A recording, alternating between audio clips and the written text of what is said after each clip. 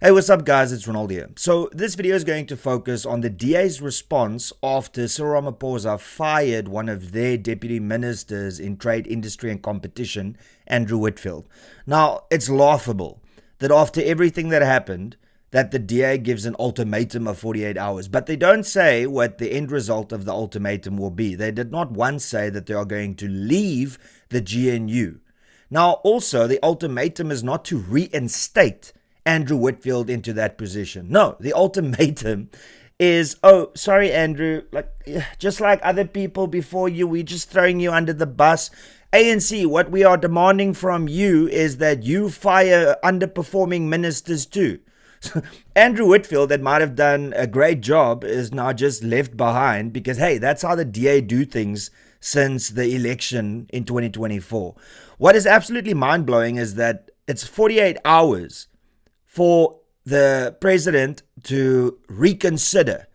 And I just don't understand why the DA is consistently being treated like the stepchild in the GNU and them allowing it.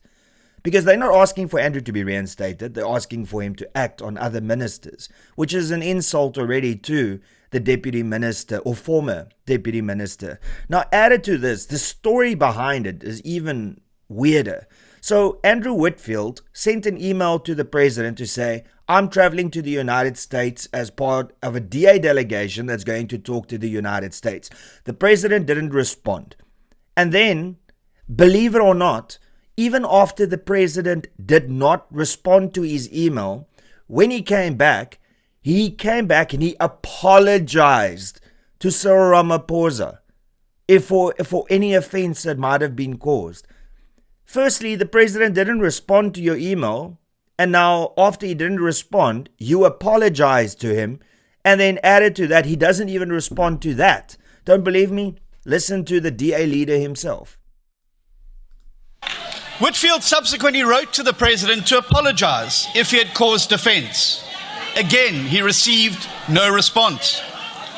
Then yesterday, months after the incident, and without a further word on it, the president unilaterally removed a DA deputy minister without even giving his largest coalition partner an opportunity to discuss it with the member or his party.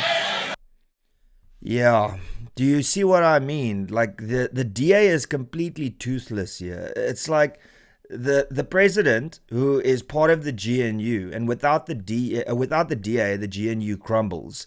And yet, for some reason, they're still begging the president. I mean, giving a 48-hour ultimatum. Firstly, 48 hours from when this happened means that it's over the weekend. We know nothing's going to happen. And then added to that, of course, is the fact that the DA came out with the following statement.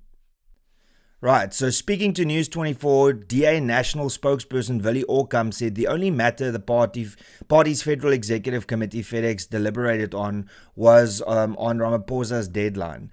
When it lapses, the FedEx will come together again and evaluate the situation. The Federal Executive Committee did not make a decision on the way forward after the 48-hour deadline. Our FedEx decision is that we expect the president to act within the stipulated time, he said.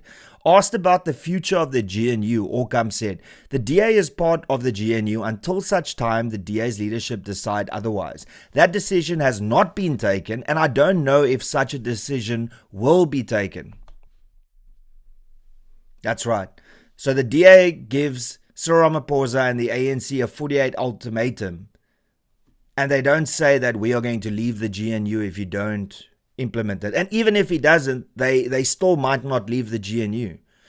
Now, what blows my mind is how much more abuse is it going to take for the DA to realize that they need to step out of the GNU. And don't talk about saving the country, because what has the GNU achieved over the last year?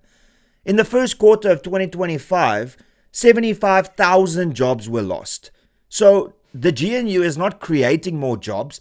It's not creating a better economy because the economy hasn't grown. Unemployment is getting worse and crime is getting worse. So arguing that, the reason we are in the GNU is to save South Africa, bullshit. You've had 1 year and the only thing that's improved, ironically, is that you can get your passport faster from Home Affairs. See the irony in that? Hey, here's your passport quicker so you can leave the country quicker. It is absolutely absurd that the DA, after all of this abuse, let's look at it. The Bella Act, after they said, please don't sign it. NHI, after they said, please don't sign it. Expropriation Act, after they said, please don't sign it. Not being even in discussions before the budget vote for the VAT increase. How much more is it going to take for the DA to realize that they are in an abusive relationship?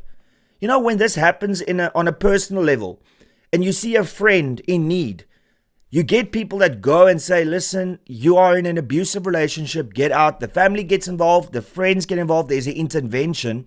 And here is the intervention. The people that vote for the DA are saying, get out of the GNU.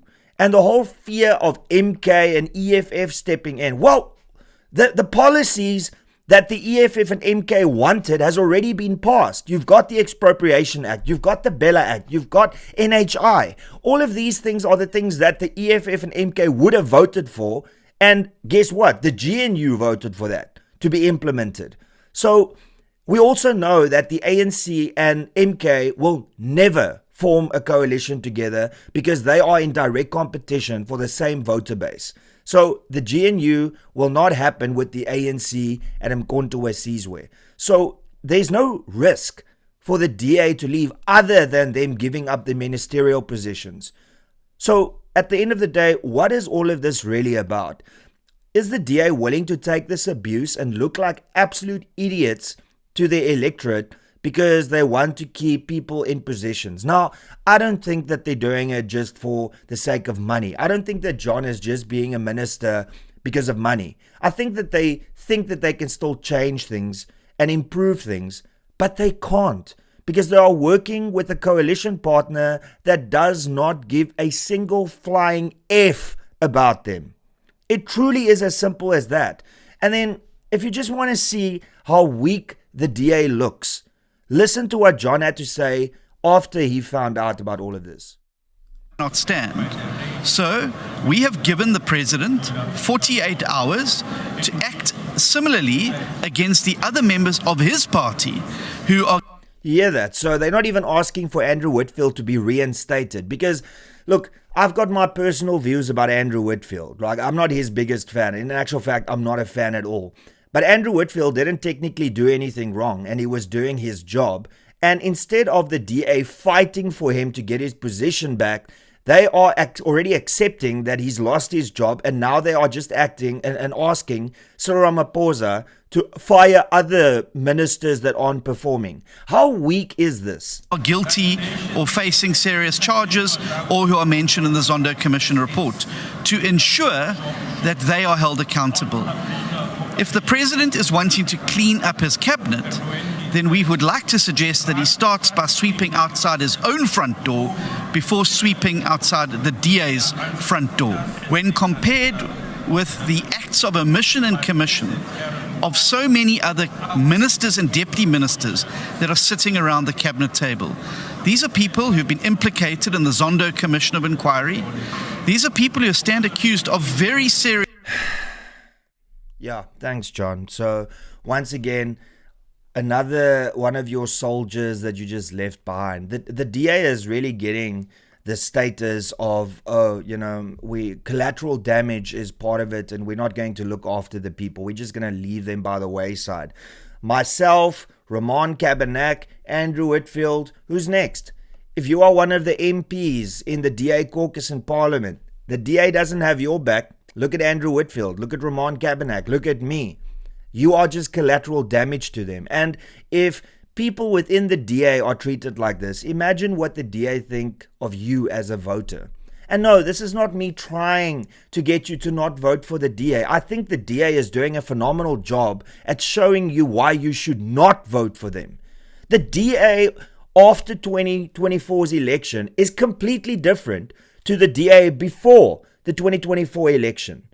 And the fact that the GNU is this magical thing that they think will bring more votes to them, when in actual fact what it's doing, it is showing how they are being abused and how they are allowing it to happen.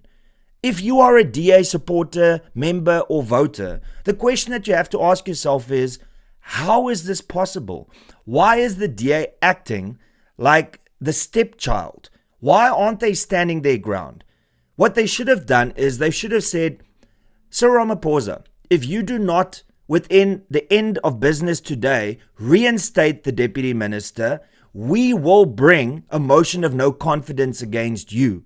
Because they know that if they bring a motion of no confidence against Cyril Ramaphosa, the EFF and MK and a lot of other parties will vote for that. And even people within the ANC, because there are factions in the ANC that don't want Cyril Ramaphosa anymore. And yes, I know the alternative is Paul Mashatile, but you're just replacing one billionaire with another. I mean, really, it's not that big of a deal. And what could happen that's worse? All the policies have already been implemented. The only thing that is being showcased here is how the DA has lost their spine completely. I'm not sure who stole their spine after the 2024 election, but can somebody please return it? Now, I would like to get your thoughts. I know that I'm going off at the DA, but the reason for that is because I was part of this organization for 12 years, and I've never ever seen it as weak as it is right now. What do you think is at play here? What do you think is causing this? Do you honestly believe that this is a strong DA? And I think it goes deeper than just John Steenhuisen or Helen Zille. I truly believe that the federal executive is captured, or alternatively, the big donors of the DA are threatening them to say, if you don't remain in the GNU, we are not going to donate towards your cause anymore. It has to be something like that, because I can't believe that the DA that I supported and worked for 12 years is this DA. Please let me know what your thoughts are on why you think the DA is in this situation. And also please tell me, if you are a DA supporter and a voter, whether you will continue to do so moving forward. And that's pretty much all I got to say. Thank you so much for tuning in. Please be sure to smash that like button. Please be sure to subscribe. Also, please be sure to share this video far and wide so that more people can see it. And lastly, if you support me and my content, then please consider becoming a member. You can do so by clicking the join button below. And that's pretty much all I got to say. Yeah. Till later. Cheers and peace out.